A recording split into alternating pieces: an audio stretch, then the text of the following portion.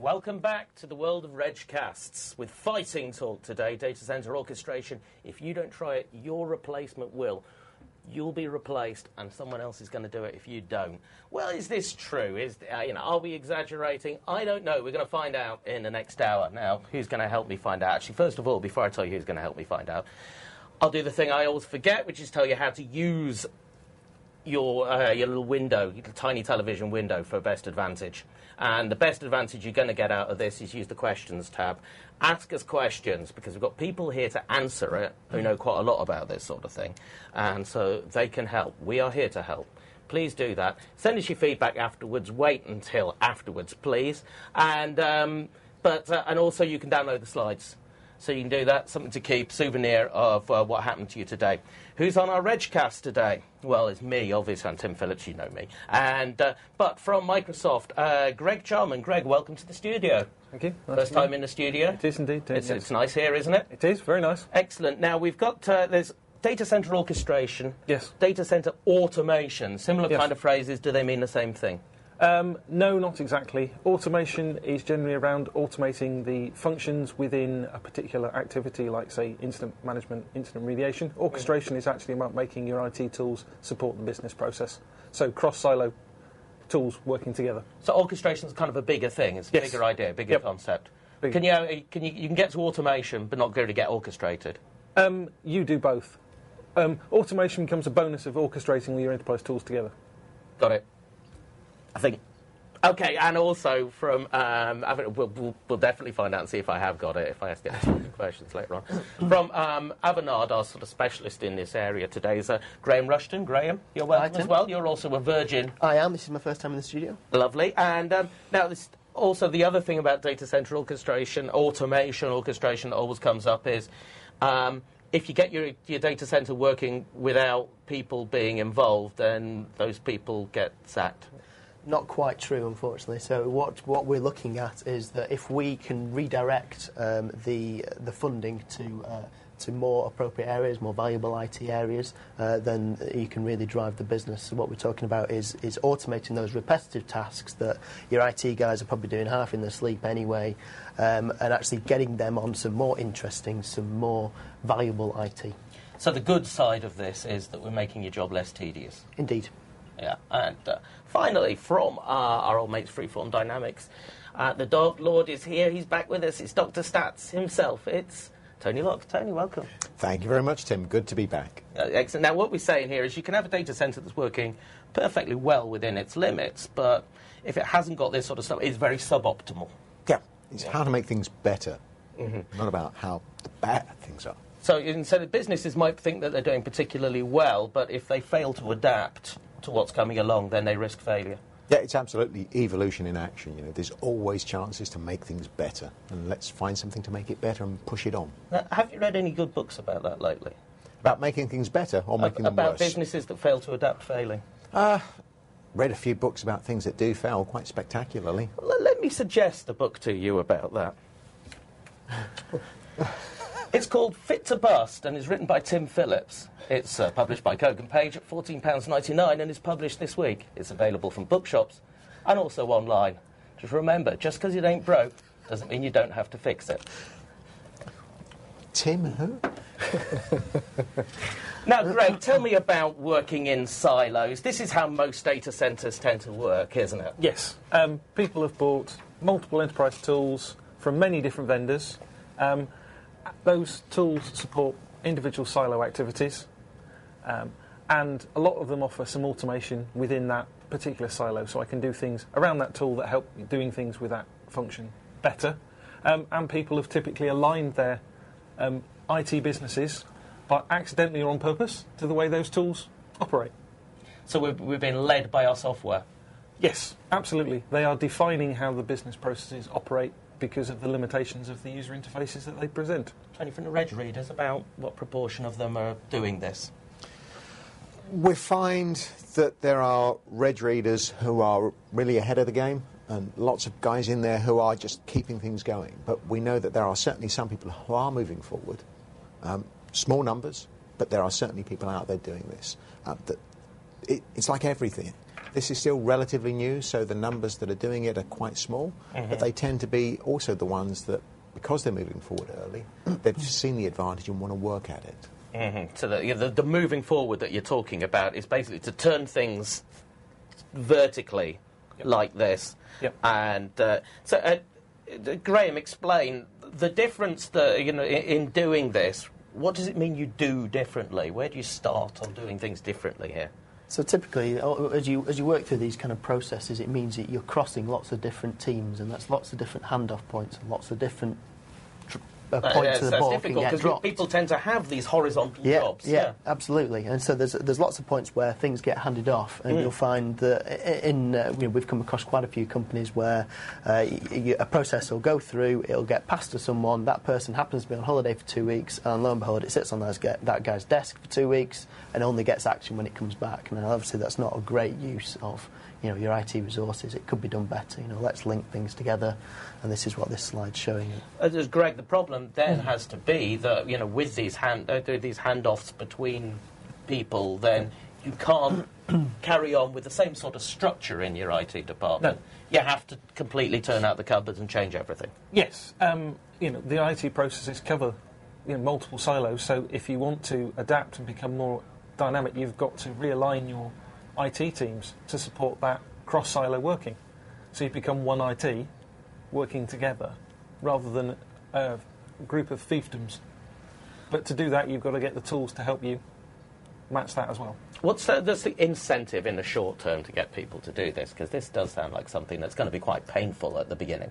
Well, the incentive in the short term is there's lots of things that the people in these silos do on a day-to-day basis. Like the backup team comes in, and the first thing they do in the morning is check which backup jobs run. That's a tediously boring activity that I have to do. It sounds boring. I've never done it, but it sounds boring the way you describe it. Take a very large text file and... You've done that. Yeah, take a large text file, pass through it for 4 hours until you find out one line in the bottom says that this job didn't run at 3 o'clock in the morning.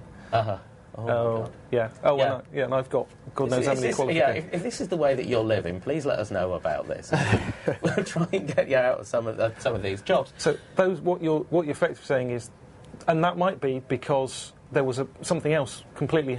Network did something that just stopped that job running. So what you're now talking is, if you can automate the understanding of the jobs didn't run and which one didn't, you can now actually have the team focusing on how do we stop this happening in future by changing the way we actually run our business and actually linking everything together to say, right, we know we shouldn't do that on that because it has implications on the whole service, not an individual bit of technology. Yeah, well, we've got an intelligent group of people out there, and they're really, they're not using the technical capabilities they were trained for, doing some of these tedious tasks. If we can actually automate these tedious tasks, we can free them up to do the interesting work that they want to do and that they've been trained to do. So when you go into companies, because you go into companies to help them with this, basically, this is what you do. When you go into companies, is this typical? Do you find a large amount of time that's spent? What sort of time are people spending on these drudge jobs? There's different depending on the task. There's different amounts of time. But for example, I was speaking to someone this morning before I came in that they have a starters and leavers process, a document that's 62 pages long that they have to troll through for every single person who starts.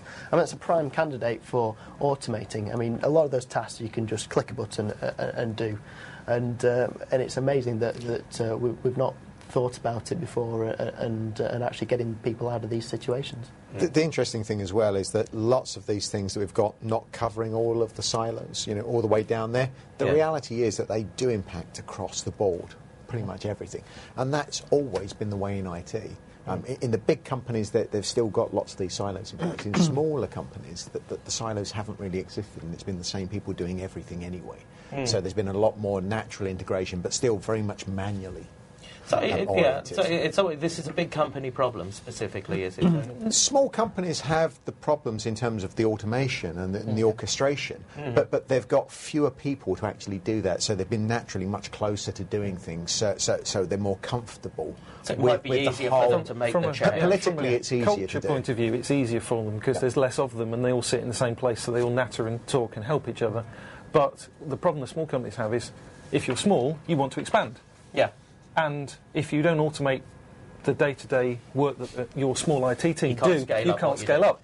And the other thing is that as long as you've got people involved in any repetitive process, the chance of that process going wrong or not happening at all is there, big or small. Yeah. Especially when we've got lots of tools. I mean, you're talking copying data from one tool to another. That's either rekeyed, in the worst case, or cut and pasted. Someone misses off a letter and you've got a different task happening on a server that you didn't expect it to be happening on. Well, that's a nice link into a couple of the Dark Lord slides here. Your signature pie chart here, Tony, is that's basically saying systems management not doing particularly well.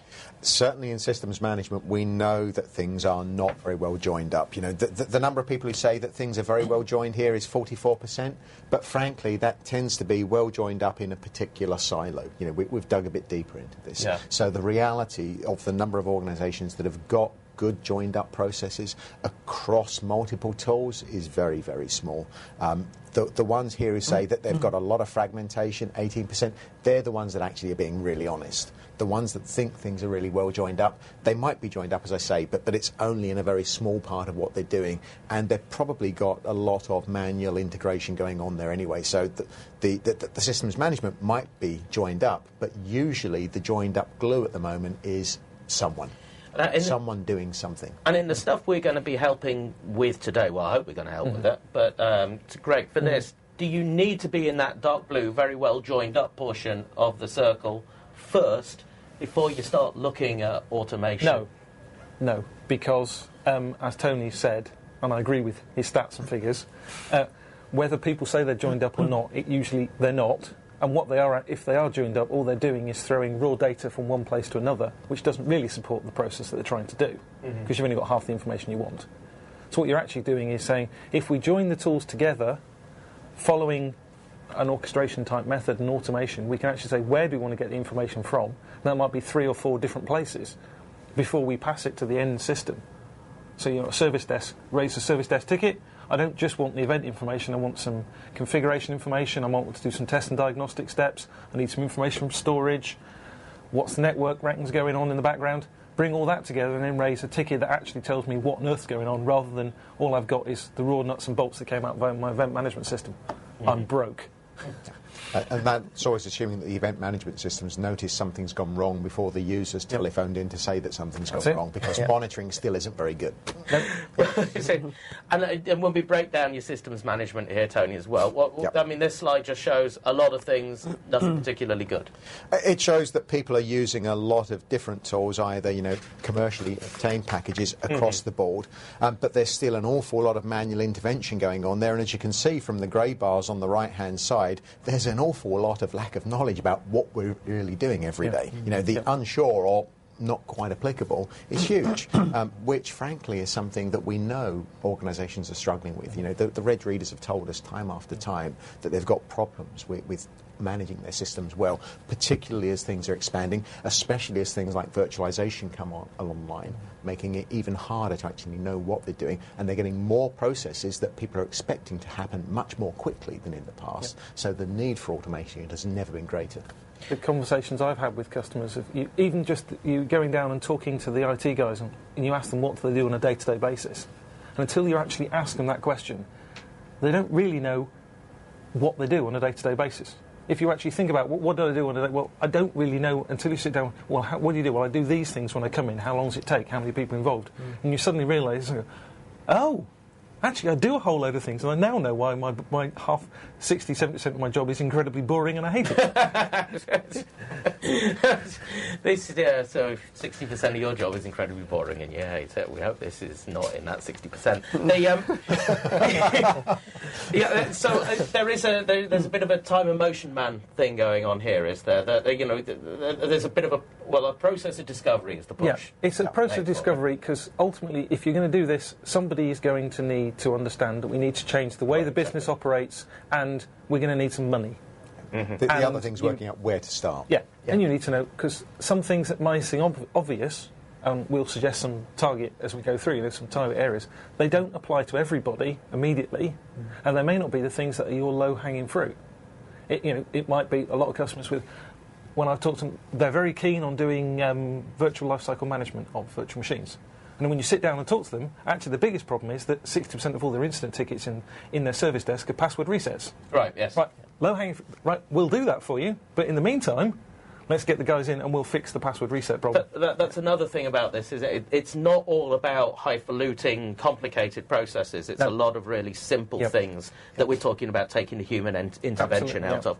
There's a couple of things just come up from this.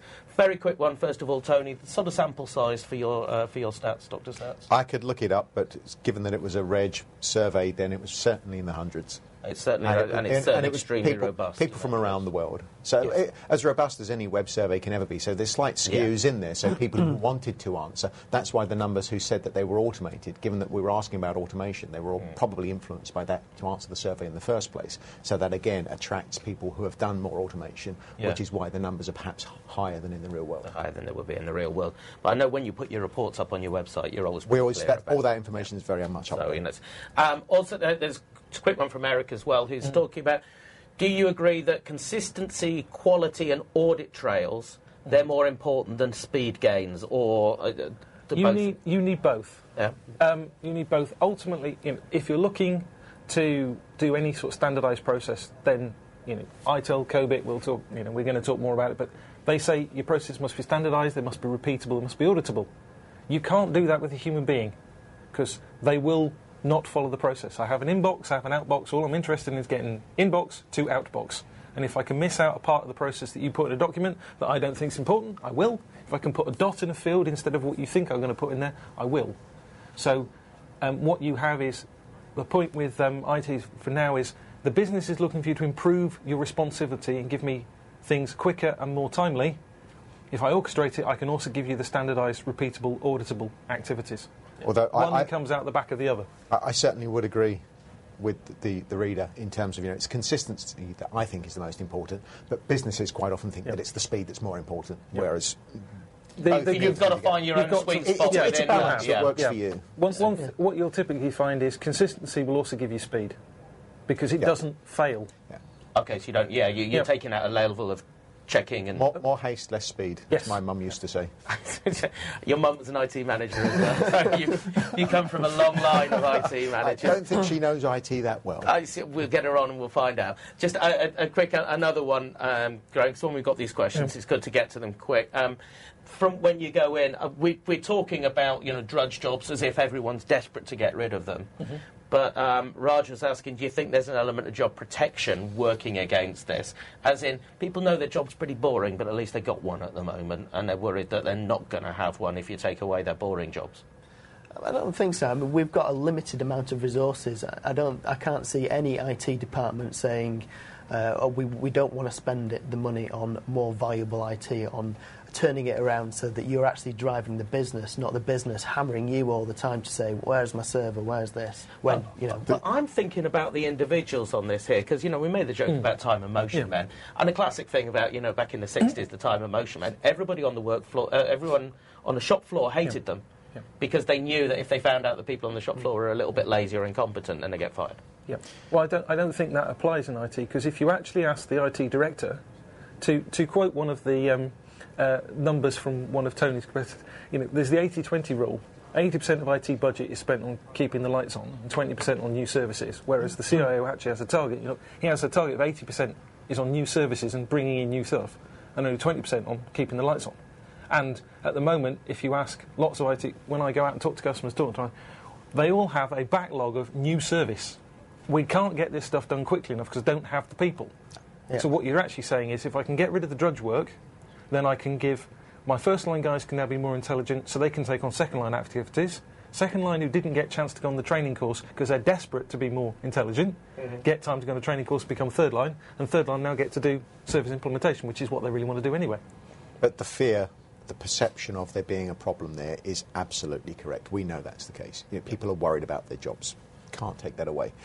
The thing is to recognise that if you don't do anything about this and the company thinks that you're doing something that someone else could do more cheaply or more effectively, then it's almost a losing argument. If the company wants to cut jobs, they're going to cut jobs. Yeah. The point is here that most of them don't want to cut jobs, they want to do things better. Yeah. So repeating the stuff that you can repeat automatically, get the automation tools to handle, frees you up to do something that the company would perceive as being more valuable anyway. So it's more likely to be protection for your job by doing that higher value stuff in the first place. So is the fear there? Certainly is. We know that's the case. Yeah.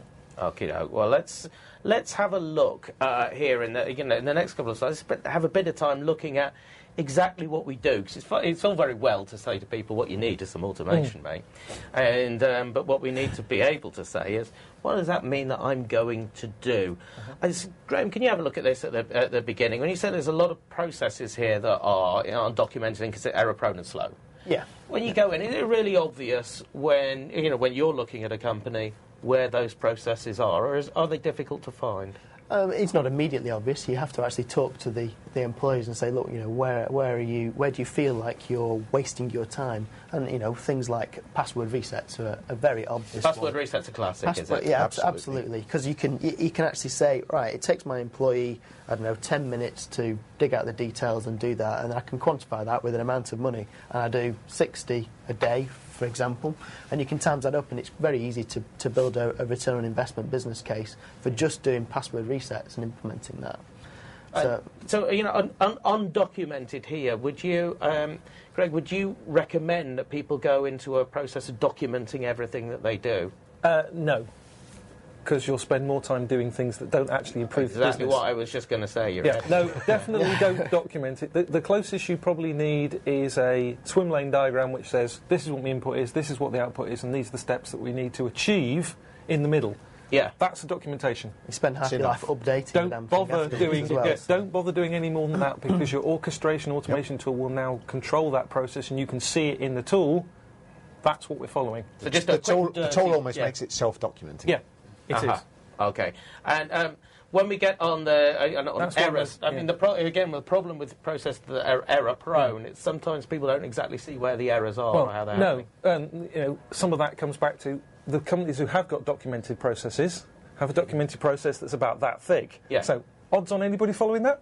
Slightly less than 0. Chelsea winning the... And then the number of tools as well. With Chelsea.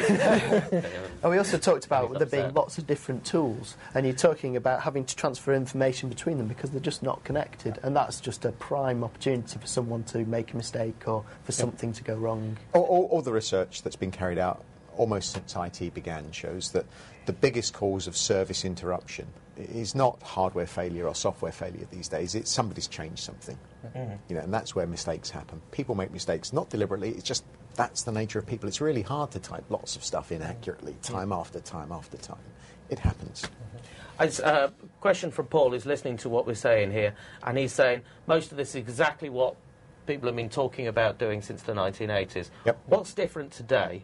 And I guess what's also in this is we've been talking about doing this. How come we haven't done it? The reason we haven't done it is because there haven't been the tools to actually allow IT companies to do it. There have been the tools, but they've been incredibly complicated to implement. And so it's just as complicated as more effort to implement them than the return. It's been around, ultimately a lot of it's been around writing your own code or your own scripts to actually connect products together. Yeah. Vendors have been very lax in actually presenting APIs and other types of connector methods to help you interconnect their own products. And there is now a recognition from everybody in the industry, including Microsoft, that we need to be better at this. And also we're now thinking, why don't we actually make something that helps people actually do this? Yeah. And alongside the maturity of the technologies, you've got a couple of other things that have happened. One of them is the whole need to audit what's going on, the external pressures on businesses to show that they're doing the right things in the right way. That's grown hugely over the course of the last decade. Yeah. So that's an additional pressure. Plus, of course, there's the whole economic climate, which again, IT's been under economic pressure for the last decade as well. But now things are really reaching a crux where things just have basically got to change. We can't carry on in the same way. So you've got a sort of combination of external economic pressures, regulation and legislative pressures, the whole people thing, as well as working time directives in parts of Europe where they're actually obeyed, and the fact that the technologies have matured, they've become economically more viable to do, simpler to do, actually usable. So it's not one thing; it's lots of things together. Right, Graham. The IT infrastructure as well. I guess it's more fluid now. It's more flexible. I suppose with things like virtualization coming along as well. You've got a whole bunch of stuff that makes maintaining manual scripts very difficult. It makes it more difficult. Yeah, I mean, the flexibility is demanded by the business, and that's where automation has a great play, speeding things up, making things more consistent, and also it allows reporting back to the business, which is something I think a lot of businesses do struggle. It's easy to say this server's been up for 99% of the time, but the business goes, and what does that mean to me? Whereas if you say we were able to deploy your test environment much faster, it meant you got to market 25% faster than you did last time. That's like a real thing to the business, and they can measure that. And part of what the connecting all the tools together with something like orchestration allows is that you can pull data from all of the different tools and actually pull it into one single place and then report back on it and produce automated reports. Yeah. The reporting is really important. It's very important. It's something that IT has always done badly. Yeah. But the expectations of the business have changed, both in terms of the speed that they think IT needs to work, but also the fact that they expect IT to work all the time. So the fact that the server was available for 99% of the time will not be recognised. It's the 1% of the time when it wasn't working that's remembered. And again, a lot of those service interruptions, as I said, come from people making changes and mistakes when they're just trying to do too much under pressure. So reducing the number of mistakes means that 99% will also invariably probably get higher. So again, there's fewer service interruptions, so fewer complaints from the end users, and their expectations. People 10 years ago, 15 years ago, people thought IT broke, and then it was a case of fix it quickly. Now they don't think IT should break at all. It should be there all the time. You got out at the right time, then. Yeah. Absolutely.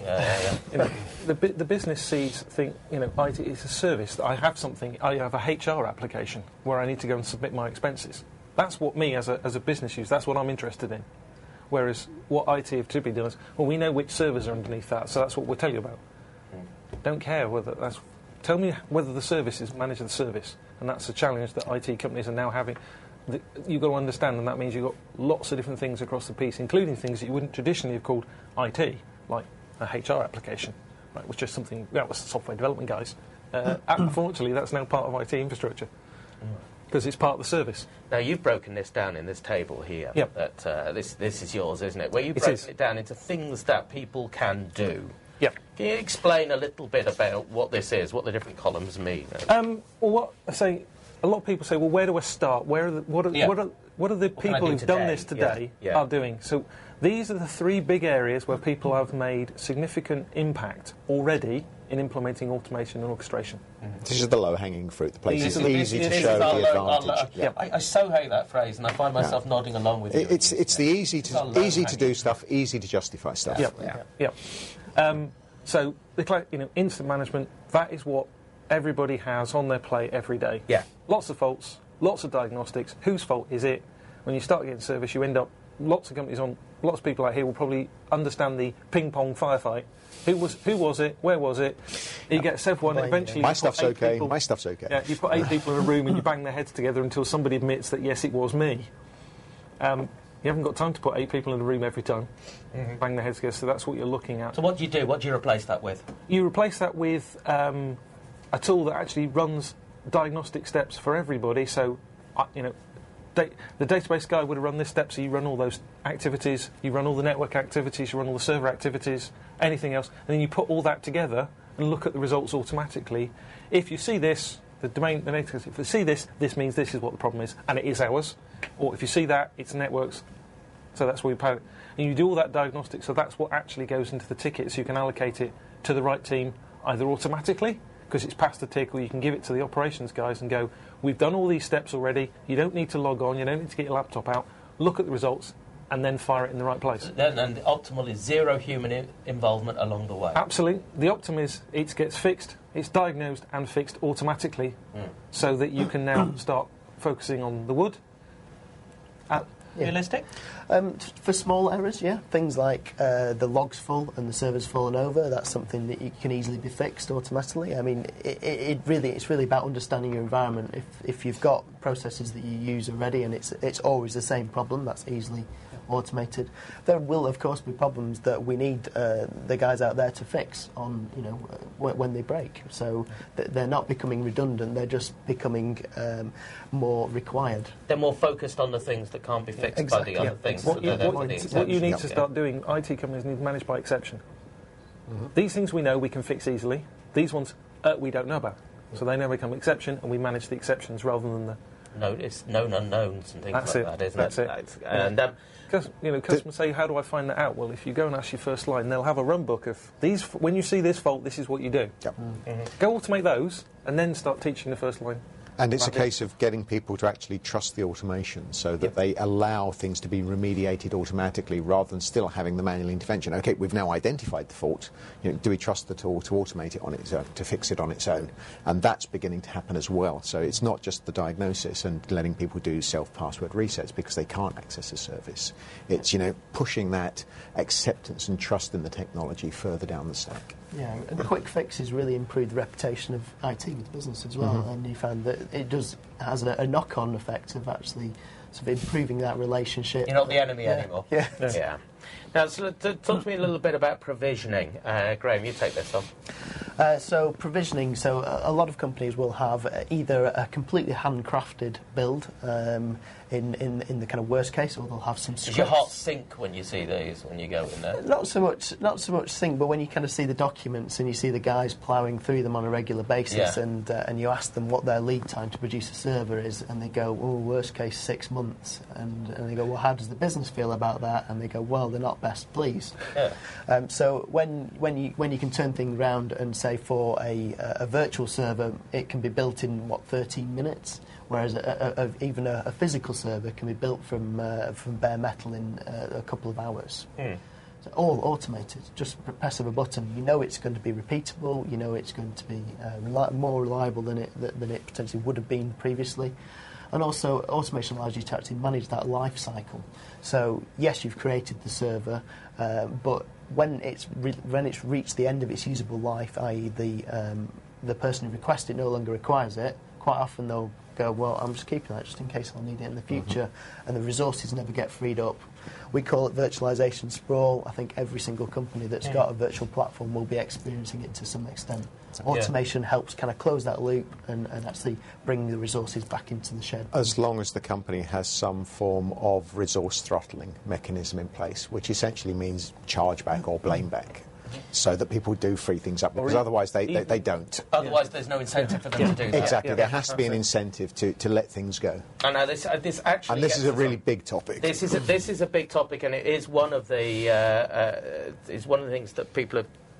What about, because this does also imply the business behaving differently as well. Does, yes. Sometimes, and that, can that be a big problem, Greg?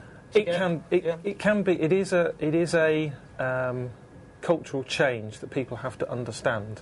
And it's about IT actually realising that they are a business within a business, and they need to start operating as the same. So you need to be justifying, I need some money, I have some investors, how do I actually articulate my needs in a way that an investor will actually give me some money? That means you've got to become commercial. That's a big subject. I mean, that's a couple of Regcasts all on its own. To be honest, Could not agree more. But there is an element that you can't just ignore that actually in some ways also people, even if you're just asking people to go to an automated system for password resets rather than don't bother us and phone us up for it, then you're asking them to behave differently, and you need their compliance. You do. You need to modify behaviour. You need to get them. You need to show them why it's better. We're helping enable the business. So, for example, you can stick the self-service portal that they've got an agreed amount of resource they can use, and they can say, actually, I need a server for 5 days, and they can just create it themselves within their limits, and then destroy it when they're done with it. So, by actually moving some of the responsibility outside of the IT department, you give them the tools to enable it, but then you hand over the responsibility for managing it to the business itself. But what you're saying is create incentives. You've got to have be good citizens. business has got to have the idea that it's responsible for this and that it's not an infinite resource, because otherwise people will just consume like crazy. And so you need a throttle on there, and that means behaviour change, exactly as you identified it. And changing behaviour is difficult. It means lots of internal politics that has to be gone through. Processes need to change. Fine. Business should be used to that, but it does need them to understand, what's the impact of what I'm doing on the resource usage, which effectively the only thing that businesses really understand is money. So this is the budgetary impact of what I'm doing. That's the best way to resource throttle this, and which is why I think things like chargeback, it's a modelling whose time has come. Yeah. You're all advocating chargeback, but we're a long way from that. We're a long way, but you've got, it's effectively, this is how you're pointing out to IT people who've never thought of themselves as a business. Now, how do I start giving and explaining to my investors, i.e. the rest of the business, that we are a business and you've got to give us money and we're going to bill you for what you If you eat, it costs. Yep. Now, final thing on this slide that I just want to pick up here. I spent a long time on this slide, but I think it's worth it. Is I see there's patching sneaks in at the bottom there. That's another nightmare, isn't it? Change management and patching and configuration is a big one. One of the biggest delays in change management is approvals, because you will have senior executives who have to approve a change. Where are they sat? Anywhere apart from in front of the service desk, which is where you do your change management. But they've all got a phone stuck on their left hip that takes email. So let's take them out of the change management system and put them on the email, so you get rid of the delays. If you add that into, right, we've got an approved change, well, now we actually need to apply those correctly. And which patches have to go where and get it done right every time. And customers get it wrong regularly as clockwork. I know that Graham will talk about that. And patch and repair. Say you've got 5,000 servers to be patched. We're only human. One may get missed, and that one may cause problems down the line. If you've got automation, there's a kind of audit trail, there's tracking, and you know that these 4,999 have got them, and this one's had a problem, and somebody can go and sort it out. And if you've got decent asset management and audit discovery in place in the first place, then you know that one's been missed out, and you've got monitoring. You know which ones should have been done that haven't been done. The best way to do is take a little bit of a bits and pieces approach to this. Say, patching and passwords, they're a nightmare for me. I'll have a go at that. If it works, if you're confident with it, move it on. Yep. It's got, you think, again, it goes back to the business thing that you've got to think, if I'm going to do that, I've got to show to the rest of the business, my investors, I can actually do something, and this is how I do it. So you pick the things that make sense to you, implement them, and then you can put your hand up and say, done that one, we can prove we can do this, and then it becomes what's next? It becomes a snowball going down a mountain. Yeah. So let's move on to the next picture. We've got some more of your disappointing slides. Indeed, yes. So, we've talked a little bit about, we've tossed in, tools for this, tools for that, tools for that. Problem is, they don't seem to much like the tools. No, there's a lot of problems with the systems management tools that organisations have in place. As you can see here, that the number of dark blue bars on the left-hand side of people, totally satisfied with what they've got is tiny right across the board. And the highly dissatisfied easily outweigh them. So you stand accused, tools vendor. We do stand accused, and I think in most cases that is probably accurate. Because what people will probably say their tools are, they were designed to support one part of the technology stack, and actually people are trying to do something that crosses the multiple stack. And therefore they're going to be dissatisfied with each of the tools because they have limitations. They can only do that little bit. And I need to do more than that little bit. The other thing that readers have told us, very, very recently, at the tail end of last year, is that it's really hard to actually get budgetary approval for management tools. Because IT has not been particularly good at explaining the benefit of investment in management tools to the business. So the business understands that it needs IT, but it doesn't have that correlation between good IT management and good business results. They've not seen the connection there, so that's something that we need to explain better. And then hopefully we can get the investment in these tools to put them together so that service quality goes up and end user dissatisfaction comes down. But it is a job of communicating. Why invest in management tools? But you've had these tools for the last 10 years. You mean that they've not been working? It's a really hard case to make. It has to be put in the case of we can do things better, here's how, and maybe the automation can help push this forward. So we can exploit what we've got better by doing this. And this hasn't been available before. So that's one way out of the dichotomy of, how we've lived like this forever, why can't we carry on living like it forevermore? Graham, what happens in your experience? So clients cherry pick the pieces they like of all different tools, and they go, I like that bit, but this bit really frustrates me. The user interface on that's rubbish. This produces great reports. So that they've got what they need, but just not all together. Yeah. So I mean, what we're not talking about is replacing it all with one big tool. We're talking about connecting them together and extracting that information into a central place, and that's something that you can do with automation. And then as you go, you can start to replace different bits of tools. Exactly. So one of the problems we've got is that you've got, in some clients up to 6-7 different vendors in there, and you're paying support fees on every single one of those tools, and you've got agents. So when you do your build, you've got to put about 16 different agents on your server build, and it's it not only slows the process down, but it costs the business money. So reducing the tool sets down is beneficial. And reduce them down to a level at which you think you've got acceptable tools, not necessarily the best of breed, you're saying, but yeah.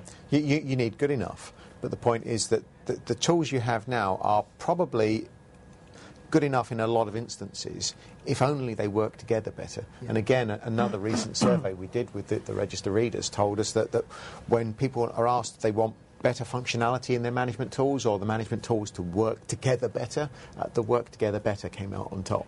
It's almost a bit like the office productivity tool dichotomy. We get more and more functionality, but we don't use it. What we need is everything to interoperate more easily so that we can do a better job gluing all these bits together that at the moment it's some guy sitting down doing. As a vendor, I find that talking to our own customers about this. Well, I wish that your tool did this bit better.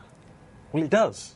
It's already in there. What do you mean it's already? Well, it's been in there since the latest service that you've had for the last 2 years.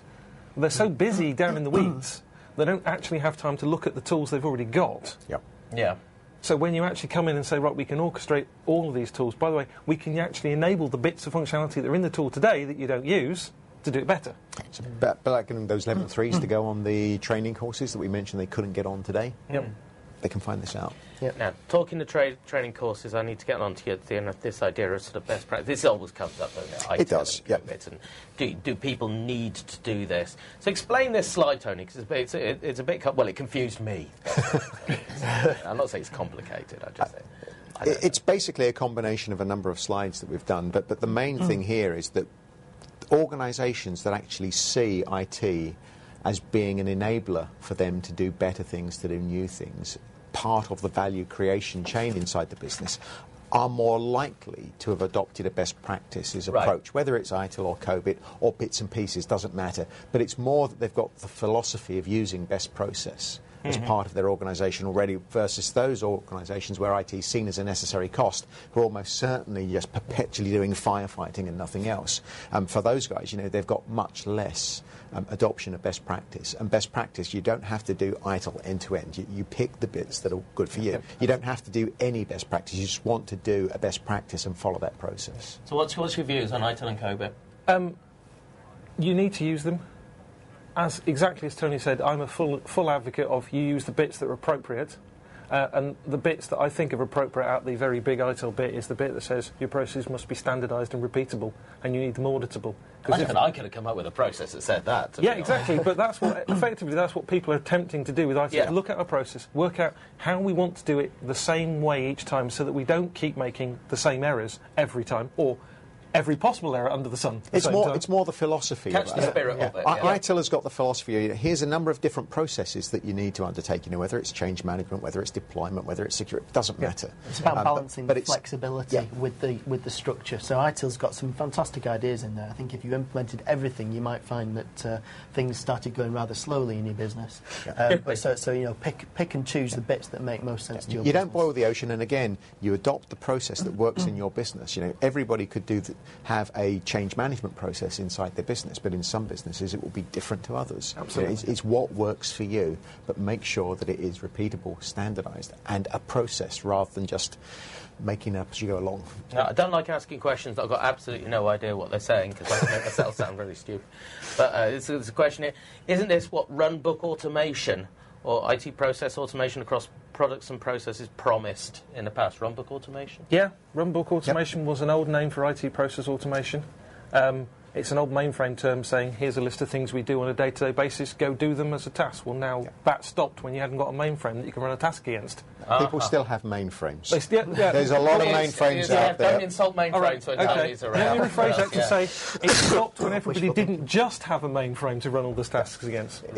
What you now need to do is take that and run it against distributed systems. When mainframes were the only bit of IT and IT was relatively static, then they were the change management in the mainframe environment is very, very solid because of all the risks and all the security and the amount of attention that was it's literally all in the same. When IT exploded in the 80s and went everywhere into minis, into PCs, that's when a lot of the process got driven away by just the frantic need to do stuff and the expectation that things could happen within 30 seconds rather than within 6 weeks.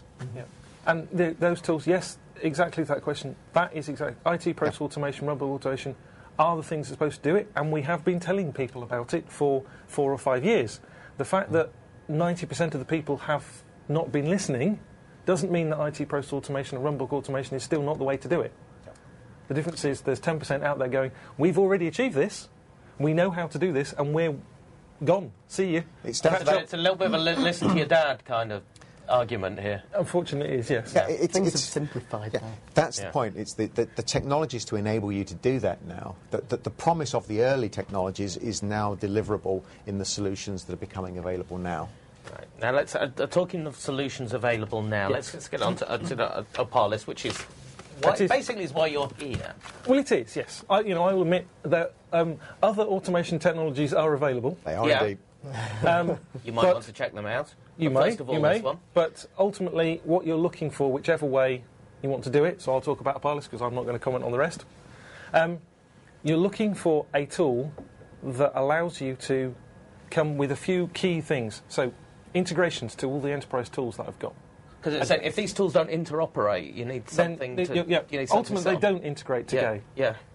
Most enterprise tools have no capability to publish the information they hold about what they've done, so that anything else can subscribe to it.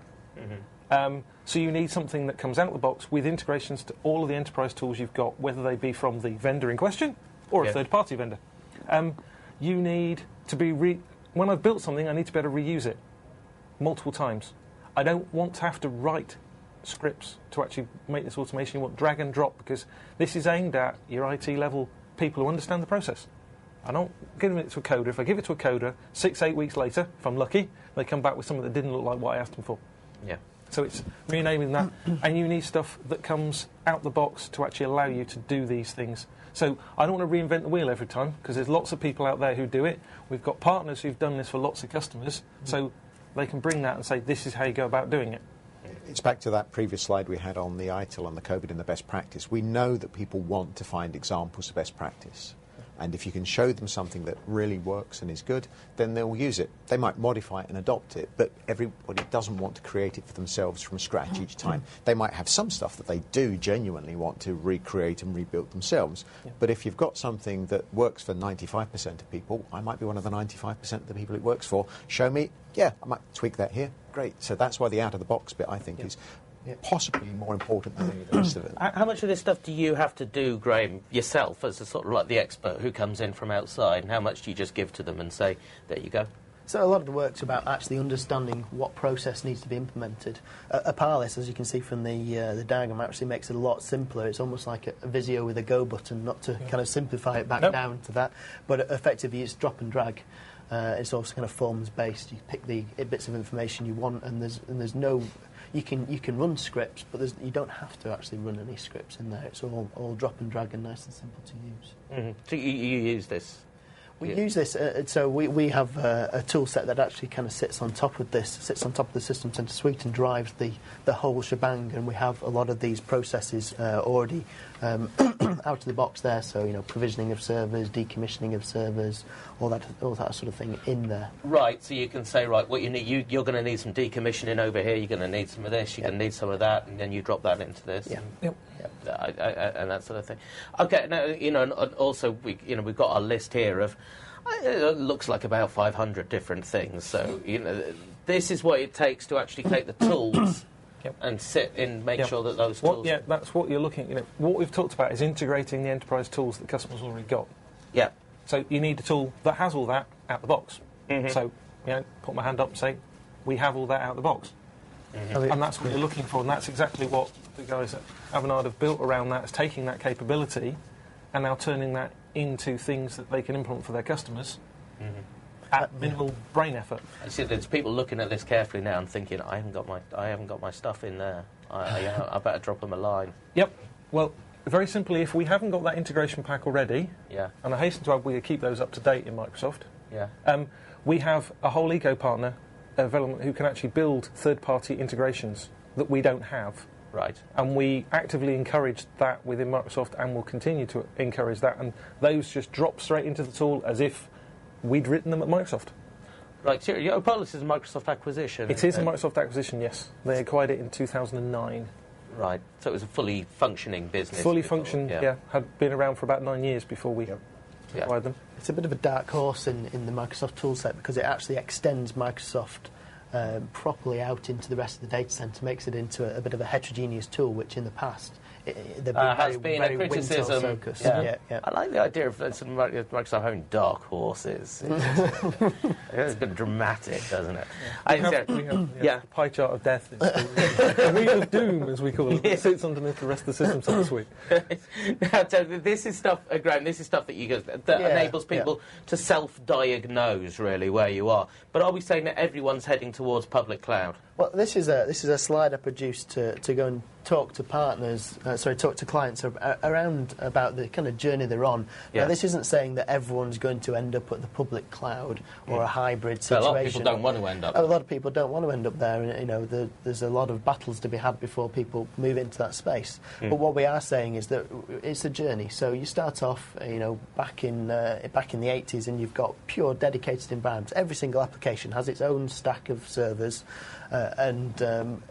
And actually doing anything with that, it's a bad use of IT resource. What we're talking about is optimising that, moving them onto shared platforms, consolidating. Then we're talking about virtualisation, bringing that in at the optimised data centre stage. So a lot of the people on the call now will have virtualisation platforms, if not all, I would think. And what they're probably experiencing is the later stages of that, of virtualisation, server sprawl, servers everywhere, poor utilisation of tin, all that sort of stuff. And then what we're talking about is I know cloud is an overused term, so I apologise, but when we talk about a private cloud, we talk about a virtualisation platform plus some stuff, i.e. the management piece of it. So how do I actually manage that optimised data centre? How do I automate it? And that sort of bit. So this diagram is really about placing automation in the journey of optimising your data centre. I mean, not that anyone should care about achieving a buzzword, but does this orchestration naturally tip you towards private cloud? You end up with a private cloud? No, it doesn't tip you towards a private cloud. The thing that automates is one of the buzz phrases for private cloud is self-service. Right. If you haven't automated or orchestrated your tools, you're never going to be able to give your end customers self-service. Unless, of course, you've got a team of IT guys who are sat around doing nothing until somebody presses the button and says, please give me something now. And it gives them a little electric shock or something. Yeah, well, that's it. So to deliver self-service, which is one of the key things about the cloud, is you need to have automated your IT tools and infrastructure. So it's not, it's not sufficient, but it is necessary. It is necessary, yes. Yeah. You need the rest. And then this is the means to actually deliver the panacea, which is the self-service. Whether that be internal IT or your end customers, and let's not forget that actually self-serving your own IT requests is pretty key. I need an IP address. Do I really want to go to the network, Fred in Networks Team's Excel spreadsheet on his laptop when he's in the office to ask him for an IP address? But he's not going to have to worry about that in a few weeks' time because there won't be any available anyway. Well, there is that. That's true. Yet again, we're heading off into a different Redcast. Now, you also dropped, Graham.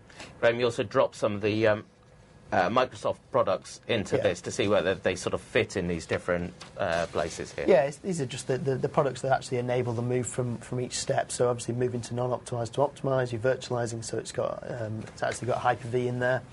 And then the next step, as you move into private cloud, brings in all the actual management tool sets of System Center. So automation with a Aparis at the bottom, monitoring, configuration management, all those tool sets. And then the final step beyond is actually when you move into the Azure services.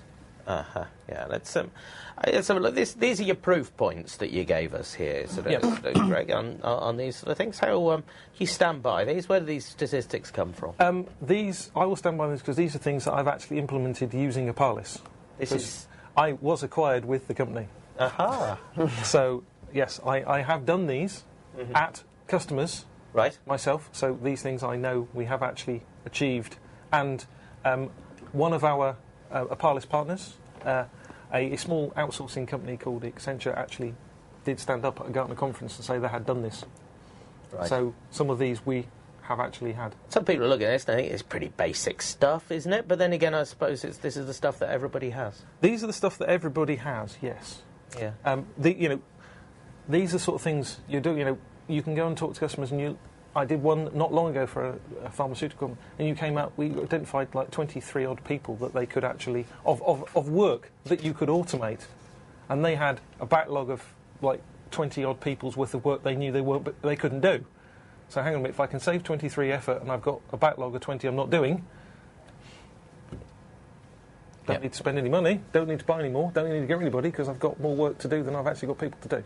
The other thing it's worth mentioning is that you don't have to be a big company to benefit from automation and orchestration. No. Even small companies do lots of repetitive stuff with even fewer staff to do it. So. Absolutely. But you have to, small companies are less likely, I've seen your stats on this, they're less likely to invest in tools.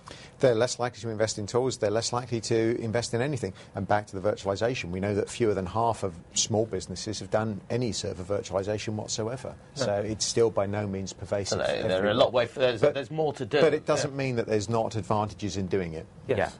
Yeah. What the small companies have got the benefit of learning is lots of big companies have made a right mess of it. All they've done is they've saved lots of tin by virtualising the hardware, and then they've given it all to the storage guys because they just spin up virtualisation, virtual machines left, right, and centre. A year ago telling them they were doing a terrific job. We're sorry about that. So you're saying that basically now, part of the reason why this is current now for you is to clear up that mess that virtualisation has created. Virtualisation is a new area, and like all new areas, it takes time to work out, what's the best practice? And in the same way that the small organisations have got fewer IT staff, so they're trying to do lots and lots of stuff, everything, keep it going. Some of the best practice that comes out of the box with some of these tools, might be applicable to them. Because they've been trying to do what they've always been doing, rather than necessarily doing the best thing that they could do. Let's not forget, small companies have one aspiration in mind, that's get bigger. How do you do that? You either organically grow or you acquire somebody. Mm-hmm. If you acquire somebody, they've got a completely different set of tools and systems. Not all small companies want to get bigger. Some are quite happy being where they are. So, well, yes, there are a few. But they still want to stay where they are and get more profitable. Yes, that's a different matter, and be more effective. Certainly. Well, one thing that we don't really have time to do is to break down these figures. A couple of people have asked for some more detail on these sort of figures that you're talking about. Is that stuff that's available? Is it involved in any of these links or anything like that? There is some information if you go to the Microsoft Parlis website on some of these. But ultimately, what we're talking about, this is what you can do. But when you look at orchestration, what you have to do is, how does this apply to me? Because it will apply to everybody, but you have to understand exactly how it applies to how you run your business. Right. And that's where ultimately you need a partner to come in and sit down with you and say, understand, let's look at you and apply what we know about these orchestration tools to your business and tell you where you're going to make those savings. This is your moment, Graham. It is, and it is difficult for companies to look internally, so this is a point that it is useful to have an external perspective, even if it's only to identify that low-hanging fruit, get you on your way, build your confidence, and you can automate to your heart's content. It can be very difficult to look at yourselves to work out whether what we're doing today is the right thing, or whether we're doing what we're doing today because we've always done it that way. Yes, and everyone has that in everything that they do. Absolutely. But we're just saying it's particularly acute at the moment in the data centre as a problem. Just a quick question before we finish off.